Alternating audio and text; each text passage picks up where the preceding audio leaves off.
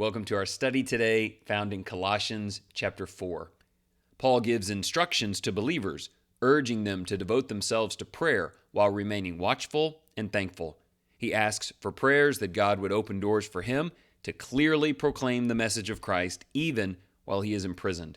Paul also encourages believers to be wise in how they interact with outsiders, making the most of every opportunity and speaking with grace, even when in a position of authority like a master over a slave. He then lists several companions who are assisting him, including Tychicus, Onesimus, and others, and sends greetings to various churches and individuals. Paul reminds the Colossians to fulfill the ministries God has given them. He closes the letter with a personal touch, asking them to remember his chains and offering grace to them all. Christians are called to be a people of prayer, persistence, and gratitude. We should continually seek God's guidance, praying not only for our needs, but also for open doors to share the gospel with others. In every conversation, we are challenged to be wise and gracious, making the most of every opportunity to reflect Christ. We must remember that our words and actions can either draw people toward Jesus or push them away. Like Paul's companions, we are part of a larger mission, encouraging and supporting one another in faith.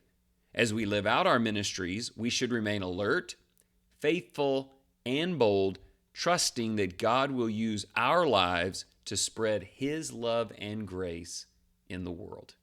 That's what he's doing through us. We want to be a part of that. Here are a few questions that might help you. Number one, what motivates you to be careful how you speak to people who are not yet Christians?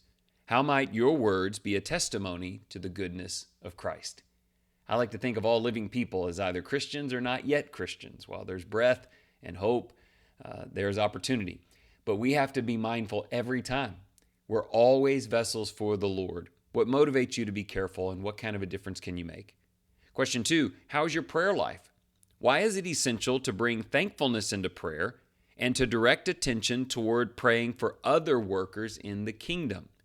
We want to be thankful when we pray, but how much time do we spend praying for evangelistic things? People who we know who are sharing the truth, that God will be with them, that we can encourage them, and certainly for those that they will reach. And then thirdly, who are some people you know who encourage you because of their active faith and labor for the Lord? Can you think of any? Really wonderful workers, imperfect people, but perfected by Christ to do the work. Will you pray for them by name today? Take their name to the Father and pray blessings and help for them. Let's finish with a prayer. Gracious God, thank you for the gift of prayer and the privilege of seeking your help.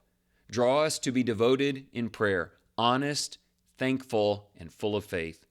Open doors for us to speak the mystery of Christ with clarity and courage. Teach us to walk in wisdom toward others and to let our conversations be filled with grace, seasoned with truth. Strengthen us to encourage one another and to remain faithful to your mission for us.